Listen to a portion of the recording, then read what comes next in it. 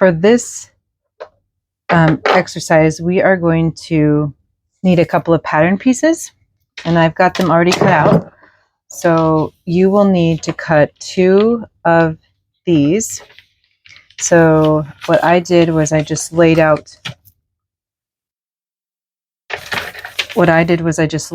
my piece of paper on my 2 layers of fabric and cut out the rectangle. And then I cut on the line in between where this line is. I just cut right on the line and separated the 2 pieces. So now I have a top and a bottom of this shape and a top and a bottom of this shape. So we're going to need that one.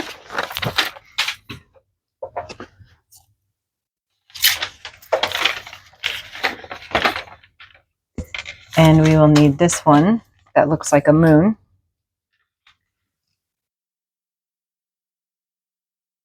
And you will actually cut 2 sets of this. So you'll actually end up with 4 pieces of fabric that are in this moon shape. And I actually cut a top and a bottom from different fabrics so that when I go to do the exercise, you can actually tell the difference between what I'm doing and the top and the bottom. So you would just cut out of the same fabric, ideally. If you want to do 2 fabrics, that's fine too, though. And then we're going to get into bodice, which is the top half of a body in Sewing World. And we are going to talk about the neckline and how to make the facing, which is the finished edge of this piece of your shirt. It's the finished edge. And this is where we're going to use some of the clipping and notching that we learn with these other pieces. So you'll actually need 1 of this on the fold of your fabric. So that's what I cut out 1. I lined up this edge with the fold of my fabric, cut it out once, and then when you unfold it, you have the whole front of the top. And then you will need the facing for that piece, which you will again line that up on the fold. And I did, when I cut it out, line it up on the fold, and then when you cut it out and unfold it, you have this whole piece. So you'll need all of those pieces cut out and ready to go. We are going to start with this one that's called 2 Sides of the Moon. And the outside curve here, if you remember in elementary school science, the outside curve is a convex curve. And the inside, if you think of like a cave would kind of goes like this in the earth. And that would be a concave curve. So the curve that is curving inward is the concave curve, which will come in, that language will come in when we talk about the other things, how to do this. So I'm going to set these ones aside. And what you're going to do first is with these 4 sets. So 2 sets here and 1, 2. So 4 sets of items. You are going to stitch them using a 5/8 inch seam allowance. So that will look like this.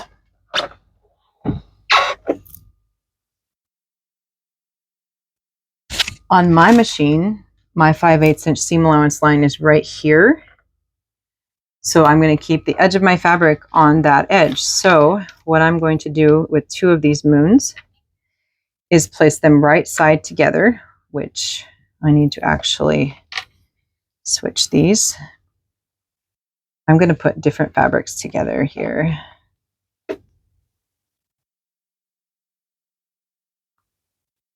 But you want the bolder, brighter, prettier side. That's your right side. The wrong side is the duller side that is not as nice looking. So you will put right sides together so that when they are stitched together and you open them up, then you will see only the pretty sides when it's together. So you can put a couple pins in if that makes you feel more comfortable. These are small enough pieces that if you just kind of pet them into place with your fingers, they should stay decently enough. And then you can stitch around without really too much shifting fabric. So on this particular shape,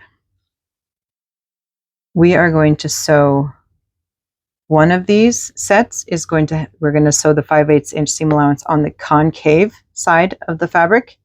And on the other set, we're going to sew on the convex side of the fabric. So here is my fabric lined up. And we're going to place it on the stitch plate under the presser foot. You're going to watch this line right here. This edge of your fabric is going to line up on the 5/8 inch line. But see, I don't have anything under my presser foot yet for my feed dogs to grab. So I need to actually scoot further and kind of follow the curve. So the whole time you're stitching, you're going to be following the curve right along this 5/8 inch line. And if you sort of put more pressure on the center, it allows that centrifugal force to sort of push out the outside edges, and it flows better. So try to put more pressure on the inside curve as you stitch around. So 5/8 of an inch right here.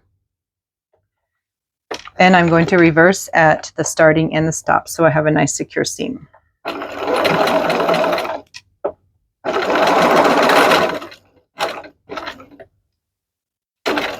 Kind of put your finger over here so it can sort of push a little bit of pressure as it goes around. You're watching this line right here.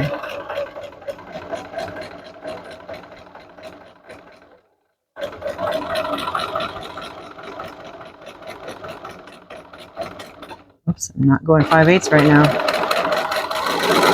Okay. So that's kind of what it's going to look like when it is stitched.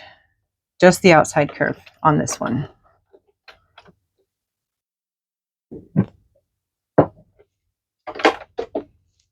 And trim your tails nice and close. Got a little bit of a thread nest here. I didn't put my needle down in my fabric before I started, and that's what happens.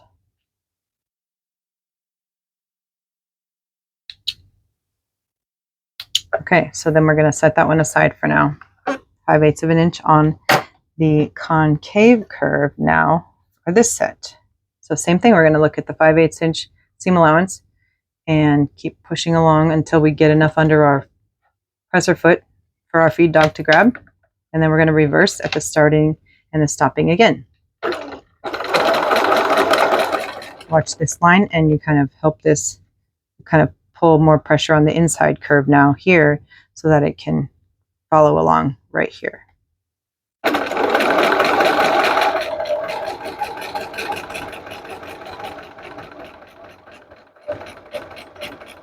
I'm going to reverse when I get to the end. One step off the edge of the fabric with my needle, and then I will hit reverse.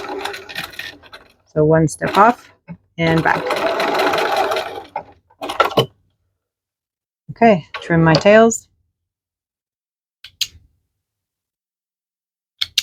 And now if I were making something like a bucket hat, or even what if I wanted to make a little moon-shaped pouch? If I just fold it like this and iron it, that shape is not going to be the shape I need it to be. And that's because this fabric shape is fighting. So the fact that we cut curved here across the perpendicular lines of the grain, basically we cut sort of on the bias here, and it's fighting these straighter angles of the grain. So it really can't fold and bend like it needs to. The flexibility, like if I tried to take this line and straighten it out, it doesn't work because this fabric is short in the middle here, so it doesn't allow it to stretch like I need it to. So what I'm going to do is I'm going to either notch or clip each of these seams. First thing I do though is grade my seam allowance. True grading of a seam allowance, so we're going to cut off our corner here close to the stitching but not cutting the stitching. True grading of a seam would be to cut it slightly narrower.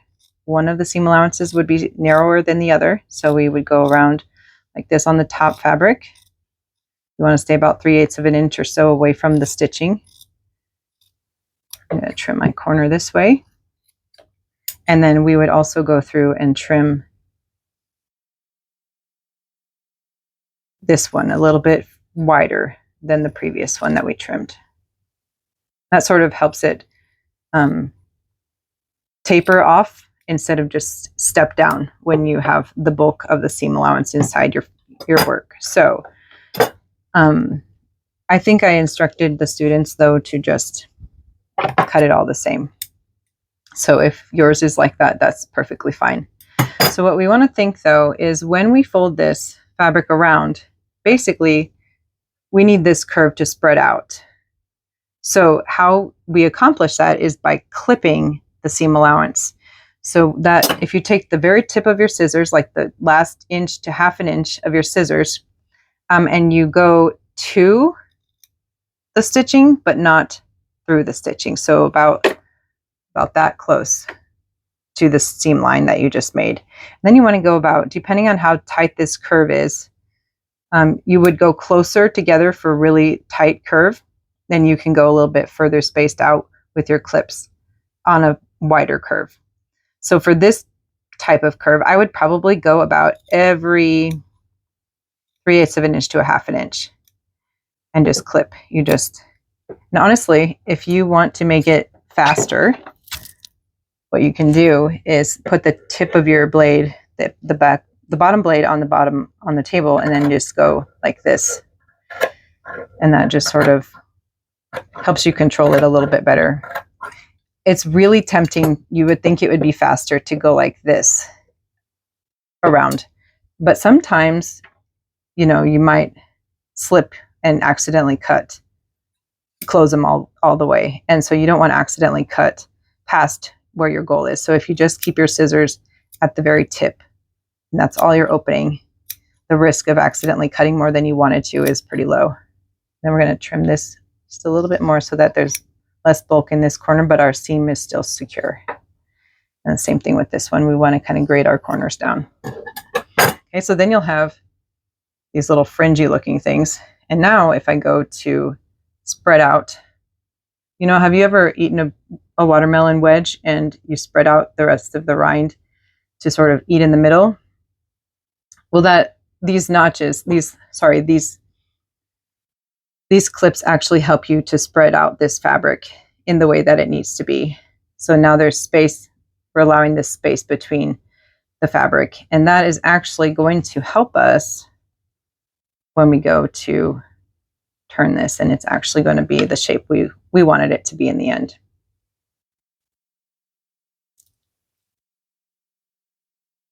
After you clip your seam allowance, it looks like this. But in order to iron it and turn it the way to see it correctly, I sort of face it like the seam is away from me. I face it facing opposite me.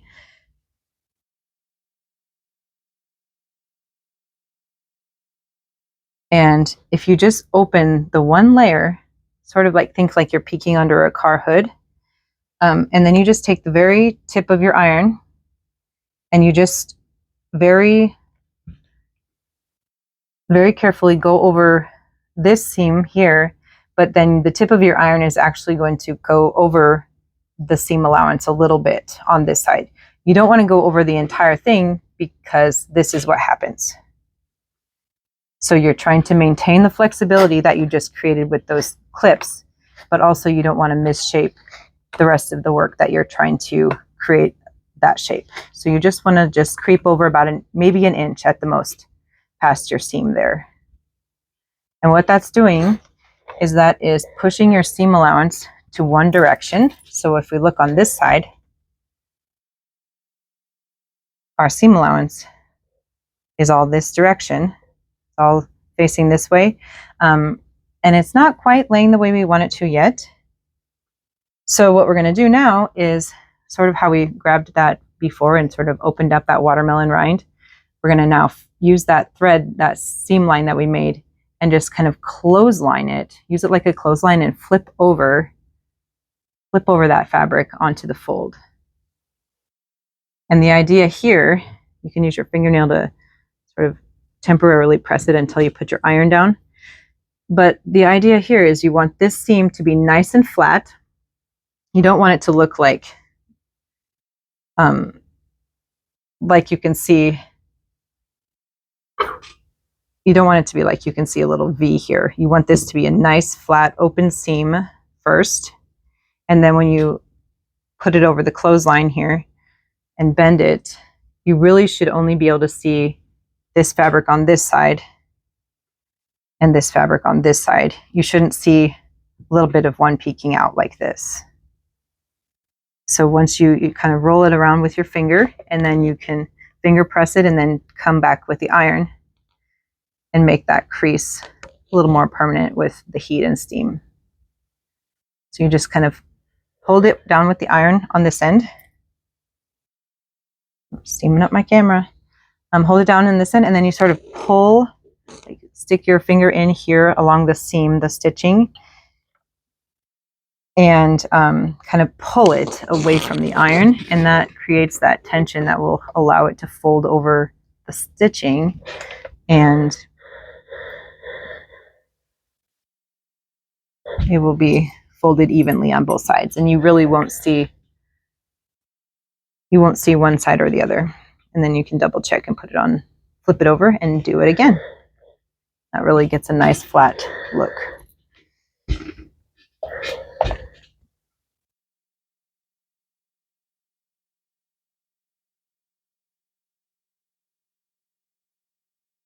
So a way to remember this is if you start out with a curve, inward curve, and you need it to go inward, it really has to spread out. The outside edge of that seam needs to spread out in order to allow the inside where the stitches is to curve in. So if it's going to curve in, you just clip to make that happen. Next, we're going to work on notching. So we have our inside curve we clipped, and now we're going to notch our outside curve, or our convex curve here. So in order for this fabric to fit into this curve when it's turned right side out, we actually, so if you see, if I were to do this and force this curve to work without doing anything to my seam allowance, you can sort of see, if I just finger press, this fabric actually is going to overlap itself inside. And that's because this wider curve is now trying to be into a narrower inverted curve. So in order to eliminate that, we are going to notch it. So first you're going to go through and grade your seams. So that means trimming out some of the bulk. So usually if there's an angle like this, I kind of go back away from it, but you still don't cut the stitches. You never ever want to cut the stitches when you're grading and trimming. So I'm going to do the same thing over here.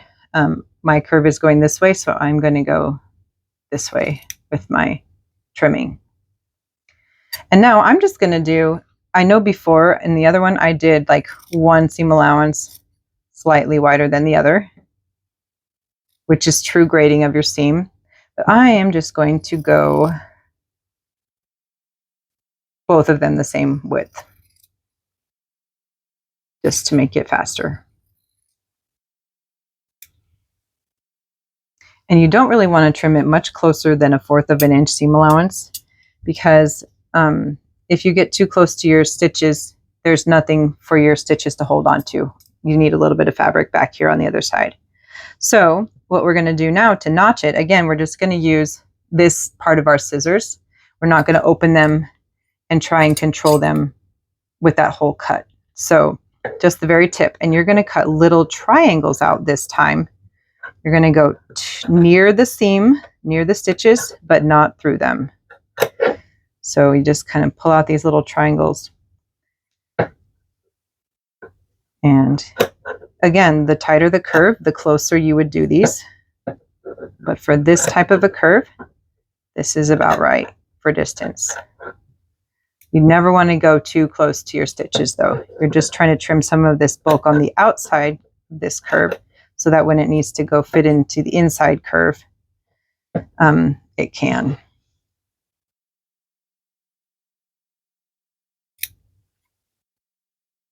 And you can lay it on the table like you did when you clipped, but honestly, I feel like I can control it better here by resting the bottom tip of my scissors on my finger here, and then I sort of control it and its direction like that.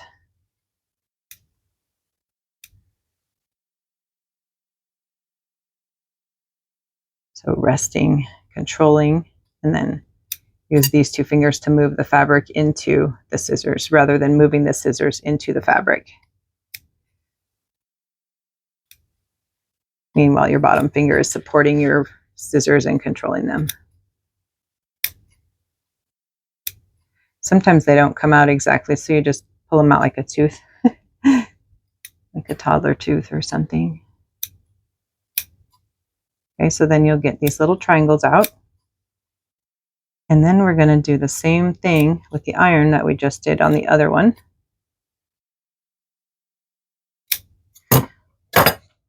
And we are going to now, this wide curve can actually fit on, because your wide curve is going to have to fit on this inside curve when you turn it right side out. So right now it's on the outside, and then now it's going to actually be on this inside curve when you flip it. So we're going to go iron now. So again, you are going to treat it sort of like a car hood. And you're just going to take the tip of your iron and peek it into this seam here, and then you're going to push this top fabric down onto the seam allowance with the tip of the iron. So you're just going to lift it up and you're just ironing right here, this first 1/2 inch to 1 inch of the white fabric, and then staying on the blue fabric. So just the tip of your iron. Open it up like a little car hood.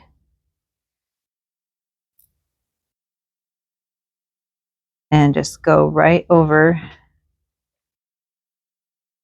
the very edge of this white seam. Do that the whole way around. Oops.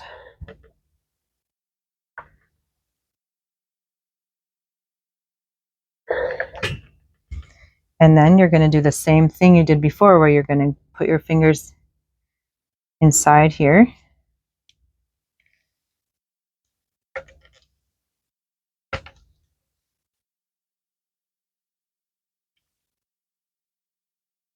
And you're going to use and put pressure on, run your finger along the seam here.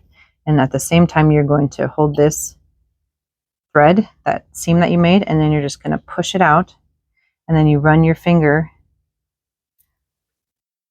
along the inside of the curve to kind of make that seam allowance do what you already sort of started training it to do with the iron. And then same thing as before, you are going to roll the fabric onto the fold, clothesline it onto that stitching that you made. You kind of just roll it between your fingers a little bit. And you really shouldn't see one side or the other from each side.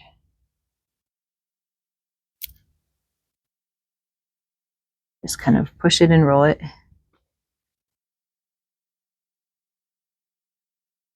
And then you've got a nice crisp curve that the pattern intended.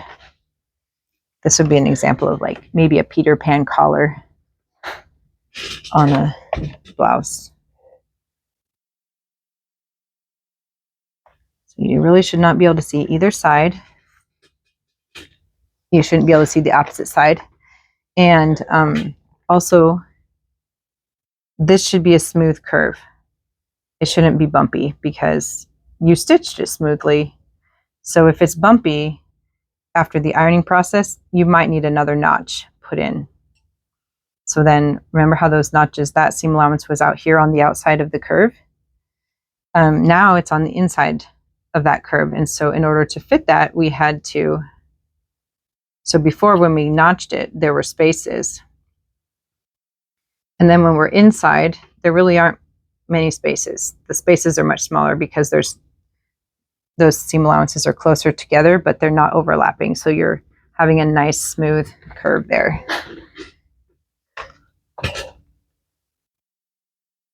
So notch when it's an outside curve that needs to go in to an inside curve, and clip when it is an inside curve going to an outside curve.